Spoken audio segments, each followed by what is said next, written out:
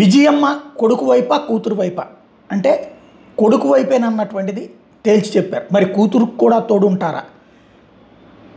అంతకుముందు వైఎస్ఆర్ టీపీ పెట్టినప్పుడైతే ఆవిడ వైఎస్ఆర్ సిపికి రాజీనామా చేసి వైఎస్ఆర్ టీపీకి వెళ్ళారు, తోడున్నారు.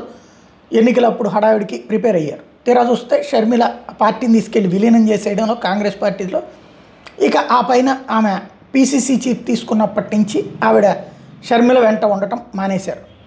ఆ తర్వాత షర్మిల ఆంధ్రాకి రావడం ఒక ఎత్తు, అన్న మీదనే నేరుగా విరుచుకుపడుతూ ఉండటం మరొక ఎత్తు. అన్నని వ్యతిరేకిస్తూ జరుగుతున్నటువంటి సందర్భంలో సౌభాగ్యమ్మ ప్లస్ అటు పక్కన సునీత ఇద్దరూ కూడా జగన్ని వ్యతిరేకిస్తున్న సందర్భంలో నోరు మెదపలేదు ఆవిడ. ఇప్పుడు విజయమ్మ మరి అసలు ఎన్నికల్లో శాంతం సైలెంట్గా ఉంటారా? ఏదో యతో ధర్మస్తద విజయ అని చెప్పి అప్పుడు మహాభారతంలో కనుక గాంధారి తన బిడ్డలకి ఆశీర్వదించినట్టు ధర్మం ఎటుంటే అటే విజయం అన్నట్టుగా చెప్తారా ఆవిడ అంటే, ఇప్పుడు ఆవిడ జగన్ వెంట ఉన్నారు, జగన్కి అండగా నిలబడ్డారు. అది ఇక్కడ స్పెషల్.